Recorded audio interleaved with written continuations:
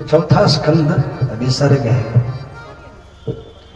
पांचवा स्कंद आस्थान है, छठा स्कंद पोषण है और सातवां स्कंद उक्ति है। आठवां स्कंद को मनवंतर की कथा कही जाती है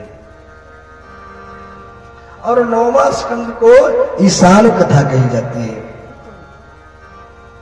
दसम स्कंद को निरोध कहा जाता है, 11वां स्कंद को मुक्ति कहा जाता है और 12वां को आश्रय कहा जाता है। यही 10 स्थान है, यही 10 लक्षण है इस पुराण भागवत जी का। इदम भागवतम नाम पुराणम। अब इनके बाद में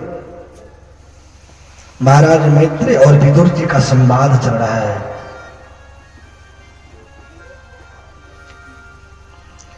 ये मैत्रेय जी का और विदुर जी का हरिद्वार में समागम हुआ।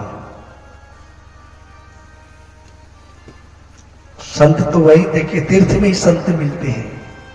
संत का दर्शन होगा तो श्री वृंदावन धाम जाइए, अयोध्या जी धाम जाइए, हरिद्वार जाइए, बद्रिकाश्रम जाइए, संत का दर्शन हो।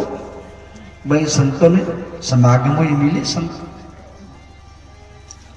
अब इनके बाद में कुछ महाभारत की कथा, जब उस समय की बात है, भगवान ने शांति दूत बन के गए थे राज विभाजन करने के लिए।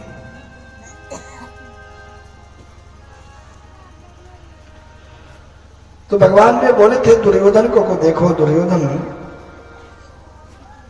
पांडवों की केवल 5 गौ दे दो, बाकी सब आप ही ले लो। बोले एक भी गौ नहीं दूंगा, सुअग्रेण दातव्यम। बोले बेगर युद्ध किए हुए कुछ नहीं दूंगा। भगवान ने बहुत समझाया। उस समय उस सभा में विदुर जी भी बैठे थे। तो इस तरह से जब बात की ना भगवान से, तो धृतराष्ट्र ने बोले दुर्योधन तुमको मालूम नहीं है ये केसर है, भगवान श्री कृष्ण है, इनसे ऐसी बात किया जाता है। पहले भोजन की व्यवस्था करवाओ, कुछ जलपान करवाओ, तब बात करना।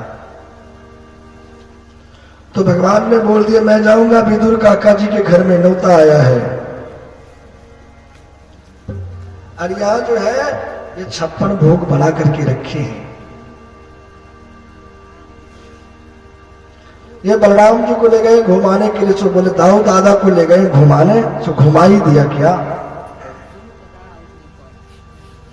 भगवान ने सभा में ही बोल दिया मैं जाऊंगा विदुर काका जी के घर में। तो दुर्योधन ने क्या बोले, बोले देखिए अभी मंत्रिमंडल से बहिष्कार कर दिया गया है विदुर जी को, खुद खाने पीने का ठिकाना नहीं, आपको क्या खिलाएंगे। विदुर जी वहां से उठ के चले गए अपने घर, विदुरानी जी को बोल दिए।